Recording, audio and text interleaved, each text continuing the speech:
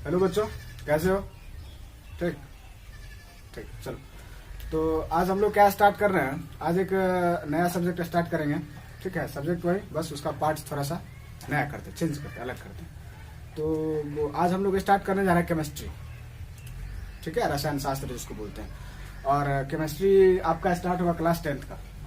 ठीक है, तो क्लास 10th के केमिस्ट्री में डायरेक्ट हम लोग सीधे पॉइंट पे आते हैं।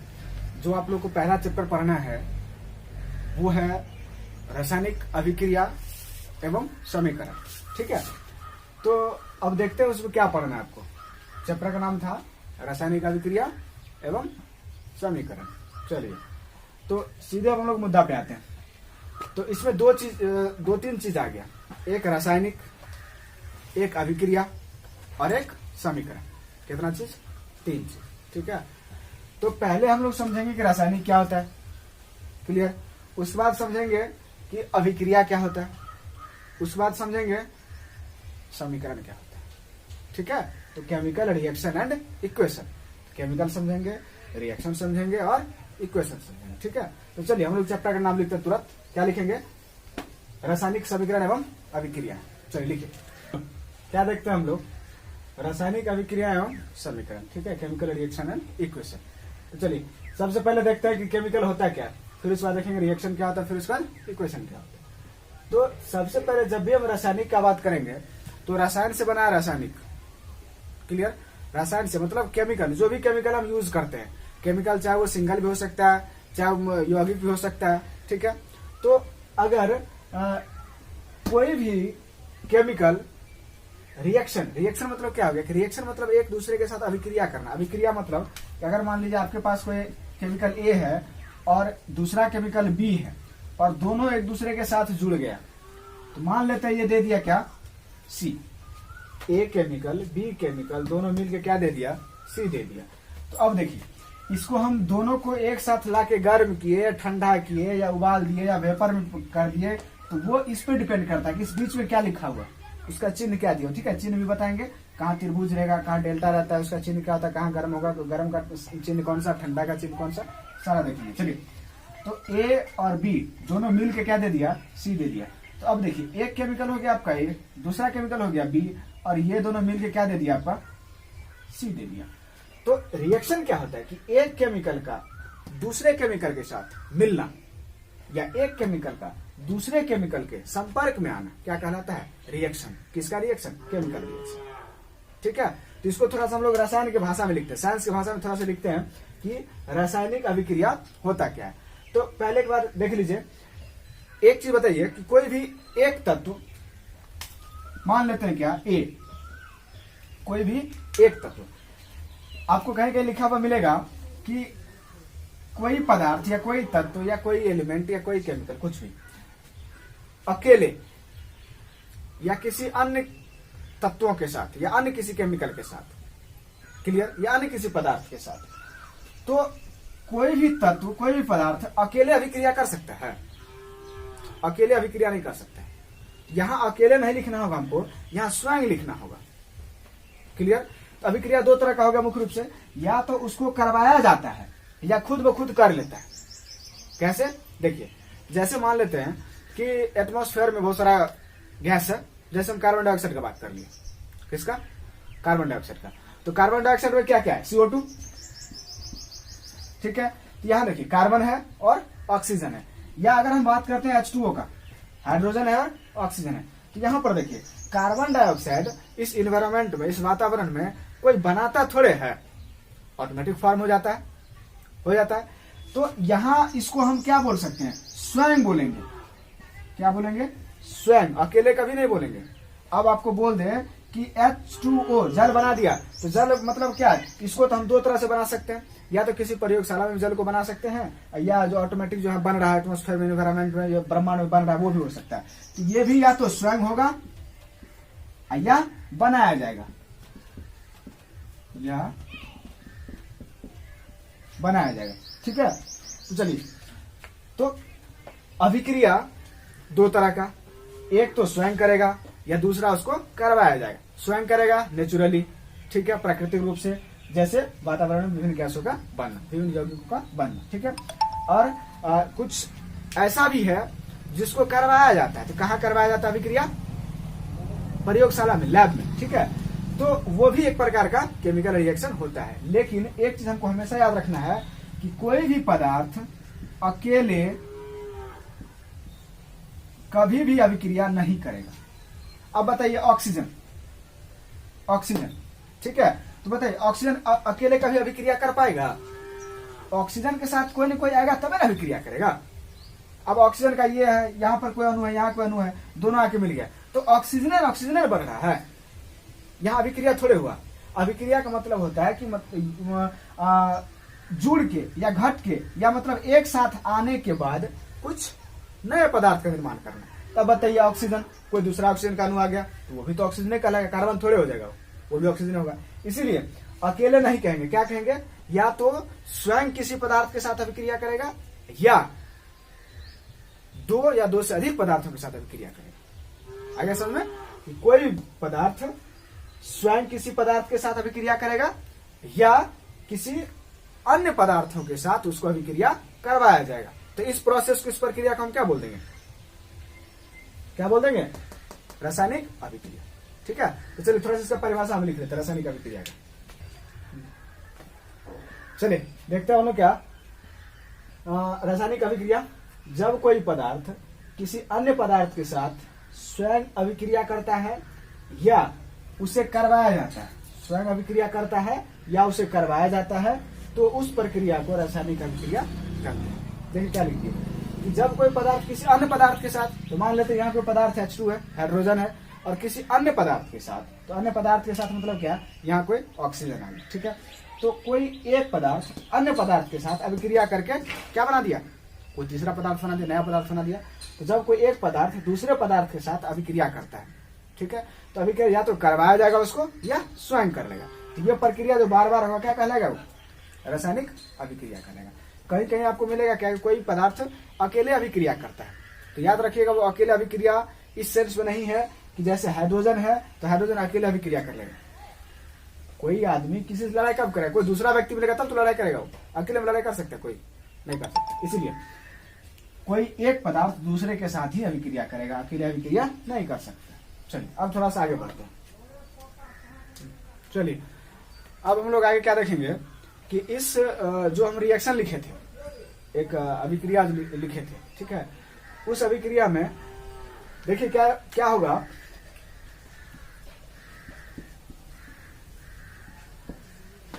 A प्लस बी मिलकर क्या दे दिया? C। तो ये जो है ये एक ये हो गया, एक ये और एक ये, तीन चीज हो गया। तो एक इधर का पक्ष और एक इधर का पक्ष, दो पक्ष हो गया। तो ये क्या है? ये दैट गिव्स, मतलब ये देता है, ठीक है। ये A प्लस बी दोनों मिलके देता है। ये तीर का निशान है कि मतलब A प्लस बी दोनों मिलके दे दिया। क्या दे दिया? C। एक हो गया इसका लेफ्ट साइड, एक हो गया राइट साइड, मतलब इसको बायां पक्ष और इसको दायां पक्ष। तो देखिए किसी भी इक्वेशन में, किसी भी समीकरण में इस एरो के पीछे वाला मतलब बायां भाग, याद रखना है, इस एरो के, इस तीर के पीछे वाला भाग, बायां भाग हमेशा ये हो गया लेफ्ट साइड, ये हो गया राइट साइड। तो लेफ्ट साइड का जो भी होगा, किसके लेफ्ट साइड का? इस एरो के लेफ्ट साइड का जो भी तत्व, जो भी पदार्थ, जो भी केमिकल, जो भी मेटेरियल इस साइड होगा, सब क्या कहलाएगा? अभिकारक। क्या कहलाएगा? वो अभिकारक। याद रखना है कि लेफ्ट साइड वाला क्या कहलाएगा?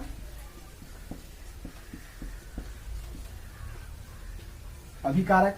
और एक बच गया कौन? राइट साइड वाला। तो राइट साइड वाला क्या कहलाएगा?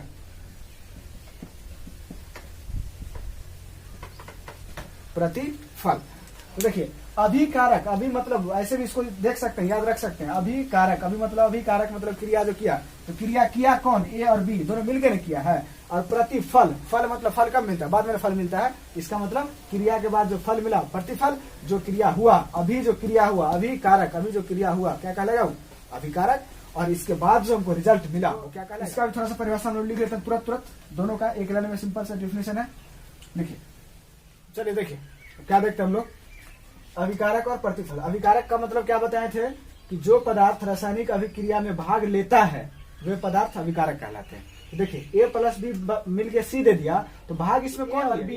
क्या कहलाएगा? अभिकारक। और जस्ट ये दोनों भाग लिया, बनाया किसको? सी को। वही चीज है, वे पदार्थ जो रासायनिक अभिक्रिया के बाद प्राप्त होता है। तो बताइए, ए और बी के मिलने के बाद प्राप्त कौन हुआ? सी, मतलब इस एरो के राइट साइड वाला। ठीक है, वो पदार्थ क्या कहलाएगा? प्रतिफल। ठीक है, अब देखते हैं क्या कि रासायनिक अभिक्रिया का कुछ न कुछ गुण धर्म होता है। ठीक है, अब क्या क्या गुण धर्म होता है उसको हम देखते हैं, या उसको विशेषता ही बोल सकते हैं। रासायनिक अभिक्रिया का क्या क्या विशेषता है। ठीक है, चलिए हेडिंग डालिए आप लोग, रासायनिक क्रिया का विशेषता। चलिए ये चीज देख लिया हम लोग। अब देखते हैं क्या कि रासायनिक अभिक्रिया देख लिया, अब देखते हैं रासायनिक अभिक्रिया के बाद उसका क्या क्या विशेषता होता है, क्या क्या उसके गुण धर्म होता है। ठीक है, तो रासायनिक विशेषता में उस अभिक्रिया के विशेषता में हम लोग को मुख्य रूप से 4 को 5 को पढ़ना है। ठीक है, 5 को पढ़ना है। तब देखते हैं क्या कि उसके अंदर अगर रासायनिक अभिक्रिया हो रहा है तो उसके बाद क्या क्या होता है, मतलब गैस का उत्पत्ति होगा, फिर तापमान घटेगा बढ़ेगा, या क्या सब होगा। ठीक है, उसी तरह का 5 को पॉइंट बनाते हैं। ठीक है, और उस 5 पॉइंट को लिखते हैं। तो चलिए हेडिंग डालिए आप लोग, रासायनिक अभिक्रिया के विशेषताएं। ठीक है, लिखिए। तो चलिए देखिए हम लोग क्या देख रहे हैं कि रासायनिक अभिक्रिया की विशेषताएं। ठीक है, तो देखिए, तो सबसे पहला 1 नंबर में क्या देख लिया हम कि गैस की उत्पत्ति, कि मतलब अगर रासायनिक अभिक्रिया होगा तो उसमें कहीं न कहीं गैस रिलीज होगा। ठीक है, चलिए दूसरा है अवक्षेप का बनना। अवक्षेप क्या? ठोस पदार्थ के रूप में होता है कि अगर अभिक्रिया हो गया, रासायनिक अभिक्रिया हो गया तो फिर कुछ अवक्षेप बनेगा, उसको भी देखेंगे। और फिर रंग परिवर्तन, अगर कुछ रासायनिक अभिक्रिया करवाते हैं तो अभिक्रिया में प्रतिफल का कुछ और रंग हो जाएगा। किसके तुलना में? पहले लेफ्ट साइड में एरो के पीछे कौन होता है? अभिकारक की तुलना में तो रंग परिवर्तन हो जाएगा। चलिए चौथा है ताप परिवर्तन, मतलब अगर कुछ अभिक्रिया हम करवा रहे हैं तो प्रतिफल का जो तापमान होगा वो अलग हो जाएगा। किससे? अभिकारक से। ठीक है, तो अब अभिकारक का तापमान, प्रतिफल का तापमान, दोनों का तापमान डिफरेंट हो जाएगा। ठीक है, और है अवस्था में परिवर्तन। अवस्था में परिवर्तन कहने का मतलब क्या कि जो पदार्थ का जो अवस्था है, ठोस, द्रव, गैस, 3 को मुख्य रूप से है, उसके बाद 2 एक्स्ट्रा उसको पढ़ेंगे। तो अवस्था में क्या हो जाएगा? परिवर्तन हो जाएगा। ठोस है तो ठोस से द्रव बन जाएगा, या ठोस से गैस बन जाएगा, या फिर क्या होगा। ठीक है, तो धीरे धीरे करके एक एक करके हम सबसे पहले किसको देखेंगे कि गैस की उत्पत्ति। ठीक है, इसके बारे में थोड़ा डिटेल्स हम लोग लिखते हैं। चलिए अब हम लोग देखें क्या गैस की उत्पत्ति कैसे होती है। तो कुछ रासायनिक समीकरण ऐसे होते हैं कि जिसके प्रतिफल में, बहुत सारा रासायनिक समीकरण ऐसा होता है कि जिसके प्रतिफल मतलब अभिक्रिया का अगला भाग, मतलब एरो का अगला भाग, उसके प्रतिफल में कुछ गैस का मात्रा भी निकलता है, रिलीज होता है, कुछ बाहर निकलता है। ठीक है, तो किसी अभिक्रिया में जब प्रतिफल में गैस का कुछ न कुछ मात्रा निकले तब वो घटना क्या कहलाएगा? गैस की उत्पत्ति। ठीक है, तो जैसे हम क्या करते हैं, CaCO3 है। ठीक है, और अगर इस कैल्शियम कार्बोनेट को अगर हम हीट करते हैं, गर्म करेंगे, तो क्या दे देगा? CaO plus CO2। तो यहां पर देखिए CO2 यहां पर किस रूप में आ गया? CO2 यहां पर गैस के रूप में आ गया। यहां एरो लगा दिए, मतलब गैस बन गया। या नहीं तो एरो से सूचित कर सकते हैं, या नहीं तो इसके ब्रैकेट में हम G लिख सकते हैं, दोनों में से कुछ भी लिख सकते हैं। ठीक है, चलिए इसको भी डिटेल्स में जानेंगे। तो मान लिए यहां से क्या कि CO2 किस रूप में आ गया? गैस। ऊपर में तीर क्या दर्शाएगा? Gaseous state. ठीक है, गैस अवस्था। तो चलिए, तो जैसे ये है, इसको हम क्या किए? गर्म किए। ठीक है, गर्म करने के बाद CaO प्लस CO2, जो CO2 क्या है? एक गैस का रूप है। ठीक है, तो गैस का उत्पत्ति यहाँ के वैसे बहुत सारा इक्वेशन है। ठीक है, चलिए अब हम लोग अगला देखेंगे क्या 2 नंबर में क्या था? अवक्षेप का बनना। ठीक है, तो अवक्षेप का बनना क्या होता है उसको देखते हैं। चलिए लिखिए इसको। चलिए देखते हैं क्या है कि रासायनिक अभिक्रिया की विशेषता में दूसरा स्टेप आपका कौन सा आ गया? अवक्षेप का बनना। पहला विशेषता देख लिए थे गैस का उत्पत्ति, अब दूसरा विशेषता क्या देखेंगे? अवक्षेप का बनना। तो चलिए देखते हैं क्या कि रासायनिक अभिक्रिया के फलस्वरूप जब प्रतिफल में ठोस पदार्थ का कुछ मात्रा निकलता है, क्या बोल दिए कि रासायनिक अभिक्रिया के फलस्वरूप जब प्रतिफल याद रखना हमेशा, प्रतिफल राइट साइड वाला, एरो के राइट साइड में प्रतिफल ये हो गया आपका। तो इसमें ठोस पदार्थ का बन जाना। तो ठोस पदार्थ का कैसे बन जाना? जैसे मतलब मान लीजिए ये AgCl हो गया, और इस AgCl में इसका जलीय विलयन है। ठीक है, और इसके बाद AgNO3 और प्लस H2 गैस रिलीज कर दिया। ठीक है, तो ये जो आपका AgNO3 बन गया, ये ठोस पदार्थ के रूप में रह जाता है। देखिए क्या दिखा दिया कि ये जो AgNO3 हो गया, ये किस रूप में आ गया, ठोस पदार्थ में। क्लियर। तो उसी तरह से अब हम लोग तीसरा देखेंगे। पहला देख लिए गैस का उत्पत्ति, तो इसमें भी गैस का उत्पत्ति इसमें भी हम लोग देख सकते हैं कि इस अभिक्रिया के फलस्वरूप यहाँ देखिए H2, और यहाँ हम राइट साइड में यहाँ एक एरो ऊपर की तरफ लगा दिए हैं, तो ऊपर के एरो का मतलब क्या, किसका फॉर्मेशन, गैस का फॉर्मेशन। ठीक है, चलिए। तो उसी तरह से यहाँ गैस भी बन रहा है और यहाँ ठोस पदार्थ के रूप में भी कुछ प्रतिफल में बच जा रहा है। तो अवक्षेप का बनना इसमें क्या कहलाएगा कि रासायनिक अभिक्रिया के फलस्वरूप जब प्रतिफल में ठोस का कुछ पदार्थ बच जाता है तो वो क्रिया क्या कहलाएगा, अवक्षेप का बनना कहलाएगा। ठीक है, चलिए अब हम लोग क्या देखते हैं, अब तीसरा विशेषता देखते हैं क्या। ठीक है, चलिए देखिए रंग परिवर्तन। तो कुछ रासायनिक अभिक्रिया ऐसा होता है कि जिसके बाद प्रतिफल में जो प्रतिफल का जो रंग होता है वो अलग हो जाता है, किससे, अभिकारक से। कैसे, ऐसे जैसे मतलब K2Cr2O7 है, इसमें अगर कोई एसिडिक के साथ सल्फर डाइऑक्साइड लगा दिए, ठीक है, किसी एसिड के साथ सल्फर डाइऑक्साइड लगा दिए, तो क्या दे देगा, तो इसका जो रंग होगा, इसका ये जो रंग होगा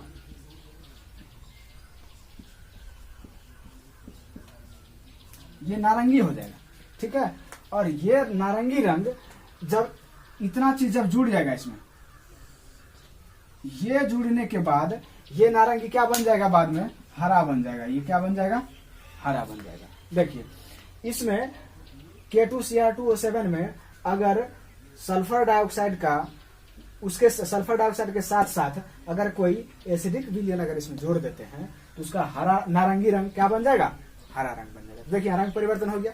तो ठीक है, बहुत सारा ऐसा समीकरण। ठीक है, तो रंग परिवर्तन भी एक प्रकार का विशेषता हो किसका, रासायनिक अभिक्रिया का। चलिए अब तीसरा देख लिया हम लोग, अब चौथा देखते हैं। ठीक है, चलिए देखिए इसमें हम लोग क्या देख लिए, चौथा और पांचवा दोनों एक साथ लिख दिए।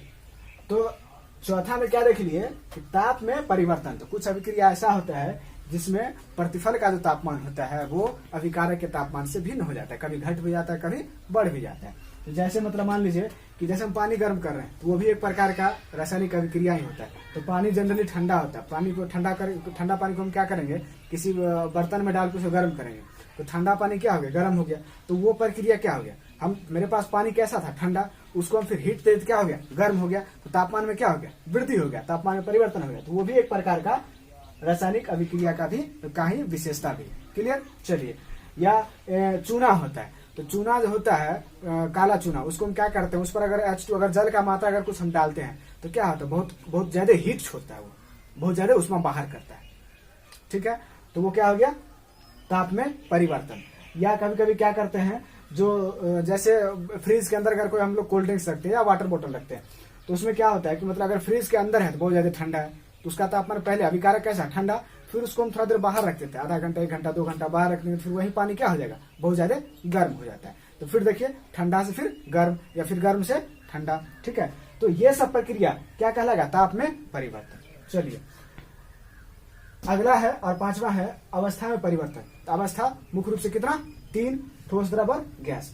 तो कुछ अभिक्रिया ऐसा होता है जिसके पदार्थ में कभी कभी उसके अवस्था में भी परिवर्तन हो जाता है। जैसे पानी है, पानी को अगर ज्यादा हीट करेंगे, ज्यादा गर्म करेंगे तो पानी द्रव अवस्था में है, ज्यादा गर्म करेंगे, ज्यादा हीट करेंगे तो किस अवस्था में पहुंच जाएगा, गैसियस स्टेट में पहुंच जाएगा, गैसीय अवस्था में पहुंच जाएगा। या उसी पानी को अगर हम उसके तापमान में अगर ह्रास करवाएंगे, उसके तापमान में अगर कमी करवाएंगे तो फिर वही पानी जो जल के रूप में था वो किस रूप में आ जाएगा, ठोस के रूप में आ जाएगा। जो द्रव के रूप में था किस रूप में आ जाएगा, ठोस के रूप में आ जाएगा। तो फिर उसका परिवर्तन हो गया, किसका परिवर्तन, अवस्था का परिवर्तन। या एक और एग्जांपल से समझ सकते हैं, जैसे कैंडल होता है आपका, मोमबत्ती होता है, मोमबत्ती किस रूप में रहता है, ठोस रूप में होता है। उसमें डायरेक्ट अगर आग लगाते हैं तो ठोस किस रूप में बदल गया, डायरेक्ट गैसियस रूप में, गैस के रूप में बदल गया। या रुई होता है आपका, रुई को जनरली ठोस रूप में मानते हैं हम लोग, रुई में आग लगा दिए, किस रूप में चला गया, वो गैस के रूप में चला गया। तो अवस्था में परिवर्तन हो गया। तो ये मुख्य रूप से जो 5 को था, ये 5 रासायनिक अभिक्रिया के विशेषताओं में से आता है। ठीक है, चलिए अब हम लोग अगले टॉपिक में इसके नेक्स्ट वाला जो टॉपिक होगा वो देखेंगे अगले अध्याय में। ठीक है, चलिए अब इससे संबंधित आप लोग के पास जो भी कोई प्रश्न होगा, जो भी कोई क्वेश्चन होगा, इस टॉपिक से संबंधित जो हम पढ़ाएं उससे संबंधित जो भी जिस भी क्वेश्चन में आप लोग फंसिएगा या लगे कि ये चीज पूछने का उसको आवश्यकता बुझाए आपको, तो आप कमेंट बॉक्स में उस क्वेश्चन को टाइप करिएगा और उस चैनल पे भेज दीजिए और कोशिश किया जाएगा कि आपके क्वेश्चन का आंसर जल्दी ही प्रोवाइड करवा दिया जाए। ठीक है, चलिए।